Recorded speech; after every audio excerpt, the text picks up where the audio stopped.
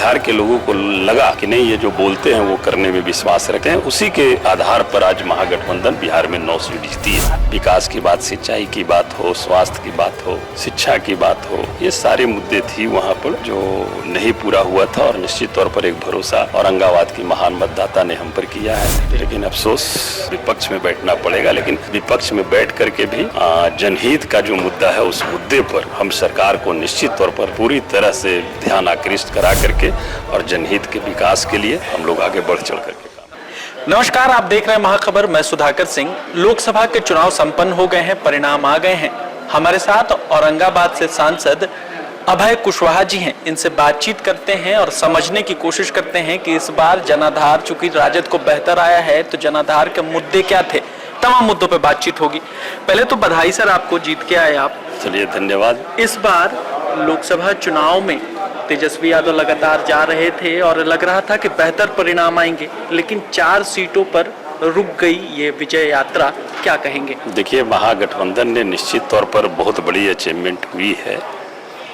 4 seat नहीं, उसे आप 9 सीट कह सकते हैं। महागठबंधन ने आदरणीय तेजस्वी जी के नेतृत्व में 9 सीट जीतने का काम किया है। और निश्चित तौर पर कहीं पे कुछ कमियां रही होगी। हम लोगों को भी आशा उम्मीद था कि कम से कम हम लोग 24-25 सीट जीतेंगे, और थोड़ा थोड़ा सा कमियों के कारण हम लोग चुनाव हारे हैं। और निश्चित तौर पर इसकी समीक्षा होगी और निश्चित तौर पर हम कहेंगे कि माननीय तेजस्वी जी की जो बातें थी और जो उन्होंने काम किया, जो बोला वो कर करके दिखाया। 2020 में वो बोले 10 लाख नौकरी देंगे, सत्ता में वो नहीं आए, लेकिन पुनः जब सत्ता में आए तो उस चीज़ को करके दिखाया। और बिहार के लोगों को लगा कि नहीं, ये जो बोलते हैं वो करने में विश्वास रखते हैं, उसी के आधार पर आज महागठबंधन बिहार में 9 सीट जीती है।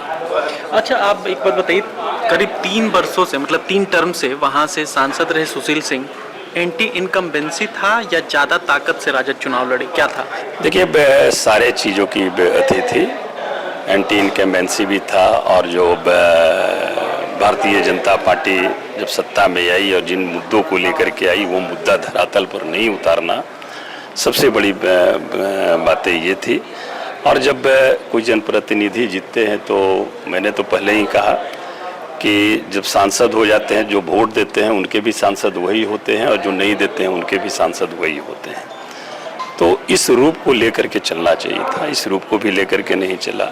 विकास की बात, सिंचाई की बात हो, स्वास्थ्य की बात हो, शिक्षा की बात हो, ये सारे मुद्दे थी वहाँ पर जो नहीं पूरा हुआ था। और निश्चित तौर पर एक भरोसा औरंगाबाद की महान मतदाता ने हम पर किया है।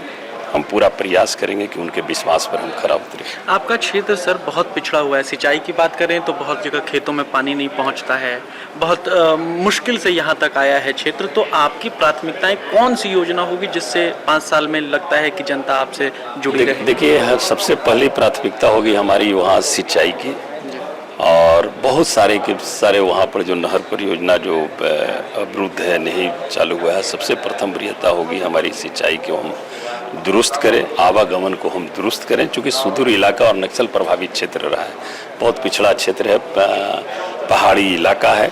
रोड भी अभी बहुत जगह पे इस तरह का है कि जो एक दूसरे राज्य को जोड़ता है, वहाँ पर भी अभी सिंगल रोड है।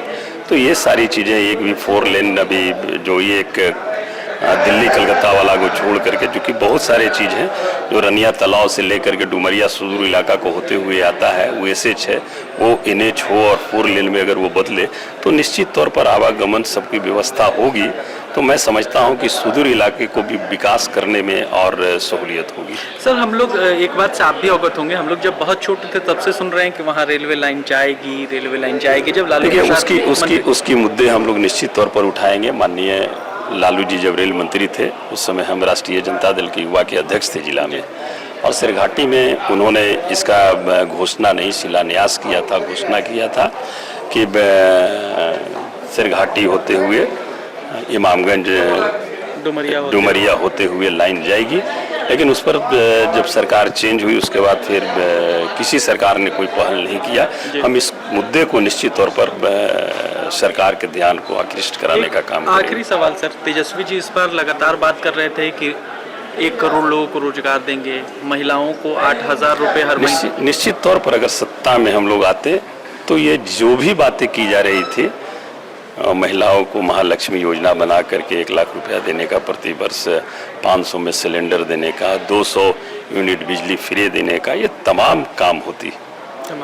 लेकिन अफसोस कि हमें विपक्ष में बैठना पड़ेगा, लेकिन विपक्ष में बैठ करके भी जनहित का जो मुद्दा है उस मुद्दे पर हम सरकार को निश्चित तौर पर पूरी तरह से ध्यान आकृष्ट करा करके और जनहित के विकास के लिए हम लोग आगे बढ़ चढ़ करके काम हमारी करेंगे। तरफ से शुभकामनाएं हैं आपको।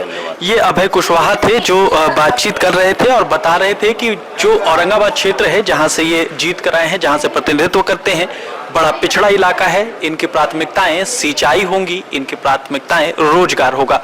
आप बने रहें महाखबर के साथ। मैं सुधाकर सिंह, धन्यवाद।